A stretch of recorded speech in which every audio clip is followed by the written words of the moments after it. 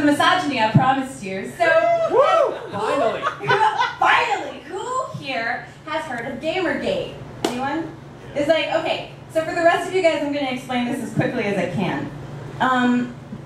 Sometimes women don't like the way that many mainstream video games in particular like portray women. Because it's like, you know, you're just like giant bouncing breasts and in armor that doesn't seem like it would defend you from anything, and like, you know. And so when women started bringing this up, there were a bunch of guys who, like, basically, to paraphrase, were like, well, I'm not a misogynist, but for what you've said, I'm gonna rape you.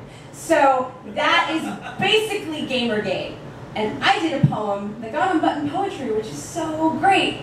It was titled #Gamergate, which means that all the Google alerts that these Gamergate guys do to tell them when there's activity that's relevant to them, they just went off. So this video actually has like over 1,000 comments of people just like, oh my God, just coming at me, which is awful. It actually feels really bad. So I'm going to do the poem the poem that launched 1,000 flames, and then I'm going to do my response piece that I wrote, because after like 100,000 like, hey, you ugly psycho bitch, blah blah blah blah blah, I was like, I want to say something, so that's what we're doing right now. And hopefully I remember the whole poem. I keep messing it up when I run it, so. If you can call it misogyny when bad things happen to women in video games, why can't I call it misandry when bad things happen to men? Because the principles of character design mean that no matter the video game, you can always pick out a prostitute based on what she's wearing. Non-player characters have a limited range of action, so the prostitute is always asking for it. Because in the God of War franchise, you can literally fuck Aphrodite as part of gameplay. Even the goddess of love isn't immune to a little left, right, up, down, A, B, A. Because when I put on the quote-unquote empowering metallic bikini of your favorite video game character and walk the convention floor, men touch me without asking. They ask questions about my sex life and expect detailed answers. They treat me like so much public pixel and blame me for dressing in the only skin I get. Because Hitman Absolution penalizes you for murdering a hooker, gives the points back if you use her corpse to distract the cops. Because Republicans won't sign bills into law if they contain the phrase violence against women. Because there was a list in the boys' bathroom of my high school titled Cute New Freshman Girls to Fuck. And I was so unversed in violence, I was hurt that my name wasn't on it. Because a new study asserts up to 40% of rape victims are male, but video games only imitate the kinds of tragedies men want to fantasize about. Because when I said I didn't want another drink, I saw his eyes light up with a new achievement to unlock. Because when I talk less than men, they think I'm talking more. Because their voices crash into me like I am hoarding spinning coins and first aid kits, and they are cracking me open in the hopes of uncovering something valuable. It isn't looting. The game was built this way. Because this is the second night game critic Anita Sarkeesian's home has stood empty, her house flayed open like a wound. Because you don't understand when I say you can't have my body because there's already somebody living in it. Because men may be statistically more likely to die in wars, but you've never fucking been in one. Because you keep saying women. Like there's no telling between us. A catalog of stop-motion stereotypes, unpiloted patter of color and sound. By the logic of character design, I can infer that when bad things happen to women in video games, they're actually happening to me. It's my shirt shredded, my neck snapped, my body breaking to prop up a gate, to prop up your male, because nothing makes a more gratifying prop. Because she's playing the woman card. Because she's playing the victim card.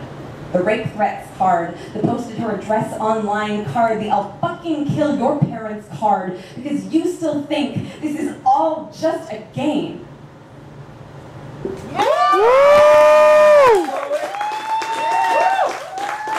So I could have predicted this would happen, but I don't want to tell anyone their business. Like maybe tonight's the night you teach your children about rape. I don't know. Okay. Lisa here? Sorry, okay. Alright, so need some help. We're free to clear now. Oh, no, that's not what I meant. Oh my God. That's not what I meant. I meant through the medium of poetry and in a safe space for everyone. Jeez. Sorry. Oh, I messed up. Okay, so then that happened, and then, like, I will share with you some of my favorite insults that the Gamergaters posted about me. One of them was, and you'll really appreciate one of them because now you've heard the poem. One of them was rainbow-haired she-twink, which is baffling on many levels. She-twink, what is it? There's layers. There's layers. Layers like in my hair, neither of which are rainbow-colored. So that was just a mystery. And then the other one that was great was, her poem didn't rhyme that well. And what I love about that is that this guy didn't understand apparently what rhyming is well enough to say for sure whether I had done it. Like, he wasn't willing to go out on a limb and say that nothing rhymes, because he doesn't know.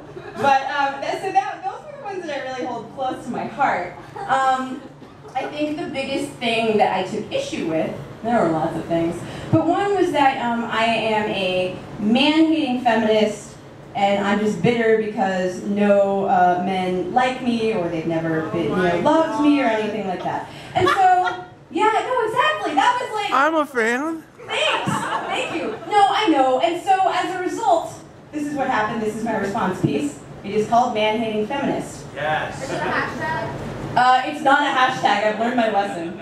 Don't go viral. It's not good for you. When we put our dog to sleep, my brother cried like his heart was breaking.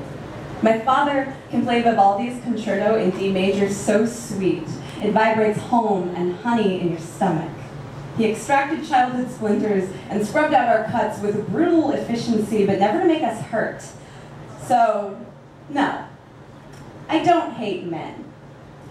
I just don't like you. You insist you're a nice guy.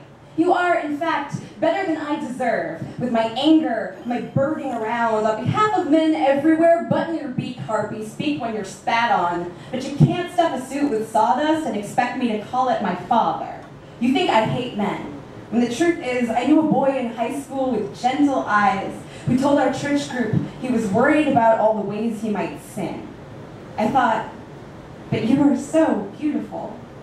When I was staggering in heels to shuttle more intricately crafted copies than my cardboard tray could bear towards people who weren't going to say thank you, a waiter from the restaurant next door called out, "Honey, don't look down and you won't spill. You can't hand me your colander and call it the Western canon. I have sparred better shadows than you. Your idea of a man is a cardboard hoax, between the legs paranoid and sewer tongue. You think I hate men because they've never loved me, when the truth is the love of good men is what taught me to call your bluff. My father didn't teach me to love like the tides love the moon. I love like the sun, nourish and wither. I love like the stars, sparkle and burn. If you think I want to burn men in effigy, take another look at this idol of yours, all rot and hands and strawflake skin. Watch how the birds scatter wings to the sky at his coming, how he loves them into unrecognizable pieces. I am trying to extract his splinters from you. I am trying to scrub the infection away. So crawl out of that basement you won't call fear. Come where the windows are.